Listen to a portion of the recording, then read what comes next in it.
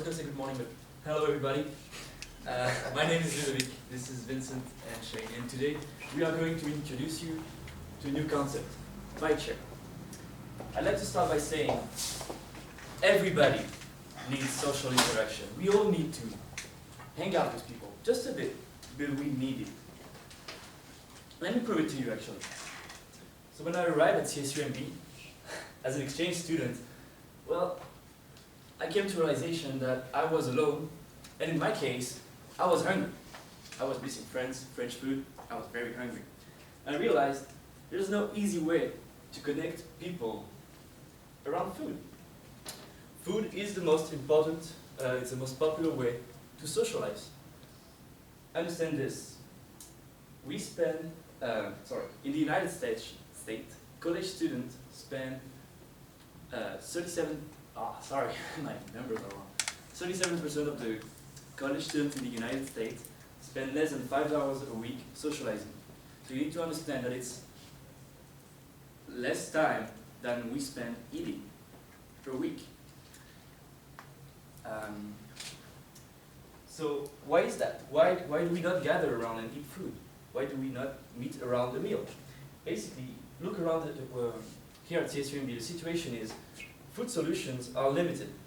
It's rather expensive, low quality, or, well, people, especially on campus, don't have good equipment to cook. They cannot meet and cook together. So that's why we came up with a solution. Similar to Airbnb, Biteshare allows users to create, to become hosts and guests who can actually create and or attend cooking events where people gather. It is actually a tool that facilitates cost sharing, and also it gives a total control to the guest, which means that a guest is just going to accept or not who's coming to his house, and he's going to set a price on it, which gives him some control on his own place. So now Vincent is going to introduce you to the reception of our concept to the people, our validation. So, right after defining our problem and our solution, earlier this semester, we validated our concept by randomly selecting people on CSUMB campus, so as guests. And the positive feedback from the different subjects and their active participation confirmed us that there is a lack in this sector to fill. So, our first customer will be CSUMB students, and especially we are going to focus on the freshmen, international and transfer students. So indeed, all these students, they are likely to feel lonely as they are new to the university, and they are usually settled in the the area with shared kitchen, so on campus. So eventually we intend to expand from this target market to the 1.6 million college students in California, and then toward the inner city millennial and potentially the elderly people. So about our go-to-market strategy, to reach our first customer, we plan to advertise through orientation day and social networks such as Facebook, Instagram, or Twitter. So Shane is going to explain us how are we going to make money with this concept. Okay, so you already heard it a lot. So we're going to make money just like Airbnb with a commission fee of 12%. So that's for the trade commission. And once we have enough traffic on our website and on our app, we will be able to have revenue with it, with the advertisements. And we will also, when we are going to have a customer base, a bit of a community, we will implement sponsor recipes. So companies, food-related companies will pay us to so that we put their product on our website or in our app. Okay, so this is the revenue projection. So what we did to establish the sales number is that we took the number of users, the number of views actually, And the average meal price, we established it for $5, because at first we'll have college students, so we believe that the meal price will be low. And we multiply it by the commission fee, which will be 12%. So for 10,000 participation, we will have $6,000 in revenue. Okay, so what do we need exactly to make this happen? So far, we've the technical aspect of our business has been handled by internally by Vincent, and also by some relations that we have with coders. So far we do not have many expenses when it comes to web and app design, but those are things that can come up later. Our main cost is going to be the marketing. As we said, we want to start with a social media coverage and the orientation week, which involves flyers, people being here at the orientation week that we need to remunerate. Also, when I mean social media coverage, we estimated our price using the Facebook software, where if you enter your specific data, you can approximately know who you're going to reach. And this is based on that we established our costs. And also, yes, we'll need assets such as beautiful estate. We need assets such as computers, and we don't really need offices. And for the legal fees, it's about everything that we need to create our business. Next slide. Okay, so I got for the competition, we have several competitors such as Visit. It's another French company. It was launched in 2014 and it raised over $1 million in equity. And as well, we have Tim Cook, the CEO of Apple, that accompanies them in the development of their company.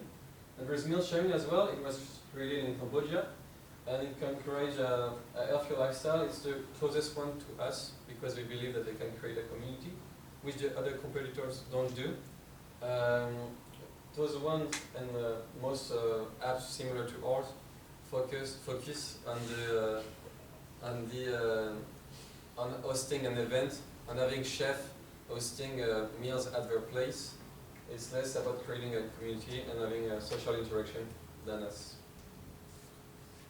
So I'm going to present you our prototype. So our prototype is the website.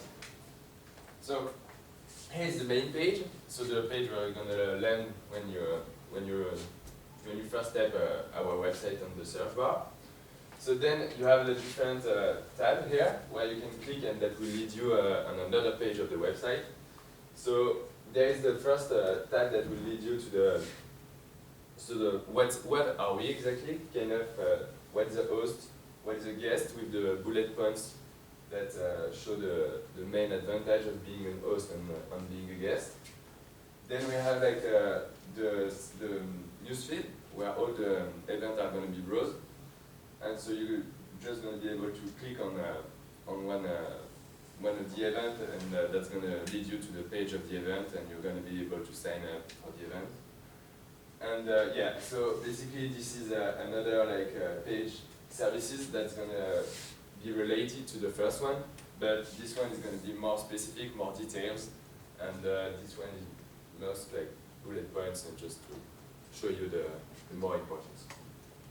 Alright, so just to say that this semester in particular, the new students who arrived, we all wanted to do this kind of things, and so we tried to organize events like this. It was not Biteshare related at the beginning, and if we've had an app or a website like Biteshare, it would have actually be helpful because it would have streamlined the whole process of organizing this kind of event, and it would have removed a very important social barrier in this kind of situation, which was you owe me $5 for this kind of food that we cook together, and it really helps streamlining the process.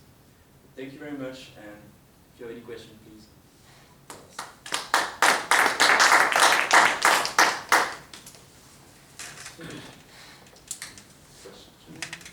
So guests pay a $5 fee to go eat food at somebody's house. That's what we It's not a use as a assumption. What's our assumption just to calculate the how much money we That was like based on like, for example, an host will make a meal for 4 people, and so he will ask 4 guests, and so each guest will pay $5. But that was an assumption based on our go-to-market strategy, which is the college student area. So we know that Could be less, could be more. exactly it could be way more. As our competition actually is way focused on the more expensive meals with like more features in it. But our is more of a practical thing, Yeah. and especially for students who have low budgets and etc. This isn't as focused on, providing a 5-star meal as it is getting me out of the house and. Exactly. Yeah. The cheaper the better. That price is essentially based on the cost for the food, Yes, right? Based on the cost of the but ingredients. also the host that's it's also the host that that supplies. So That's like, their labor. there is a price that's like a price that's we're gonna propose you, like for example in function of the ingredient price, and then the host is gonna be able to fix the price. For example, if the ingredients have a total cost of like $15, the host can fix the price from 15 to plus. It's all based on the food that's being cooked. Yeah, it's based on the And price of the host ingredients. itself. Price of the goods. Now, you're making your money on a commission basis Yeah. on that? So first, our first revenue stream will be the commission. Yeah. That's probably gonna be your only one for what? So you don't want folks doing $5 meals? I'm sorry. You don't want folks No, doing just- $5 But meals? it's You want people doing $100 yeah, meals? it's It's just funny assumption that we made to have a number You to know, show you for the. I understand, but We are look, if good you with start $5 running the meals. numbers, I mean, you put some numbers up there, you can't make any money at this. So This is, the this goal is a- behind this was to show really reasonable assumptions on how we can make money No, with it. but you have, if the business doesn't make money, you can't do it, right? We have to make money or we can't do Oh, yeah. these things. But So $5 meals, I was just bouncing some numbers in my head off of what you put up there, and you gotta be in the multi-thousands of meals a week to support any kind, no business survives under $1 million in revenue. It's not a business, it's a hobby, if it's under $1 million in revenue. To get yourself to $1 million in revenue at $5 meals, you're gonna have to have yeah, thousands of these things across That's the what I country, see which with is these hard to shows. do.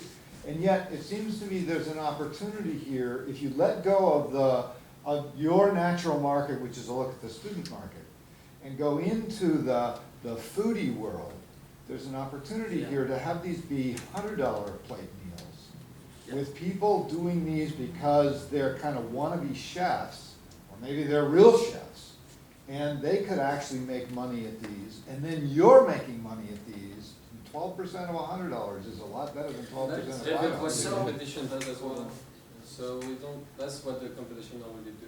yeah, and we've also tried to we've had this discussion a lot among us. Yeah, okay. Who we're targeting first, etc. We also thought about the elderly people who really are a good target market for us because they can totally share expensive meal and they have a lot of free time. That's true. So our thing with this number, it's really just we needed a reasonable assumption base, but I know where you're going with this, and we totally agree on that, and we just figured that as a first step, well, I kind of say it. It's a first step actually into entering the market, which what we're looking at the beginning is gathering people, because this might be a facilitating tool for organizing cooking events, Right. but it is mostly a social, I would not say this because I don't like it, it's not a social network, but it's a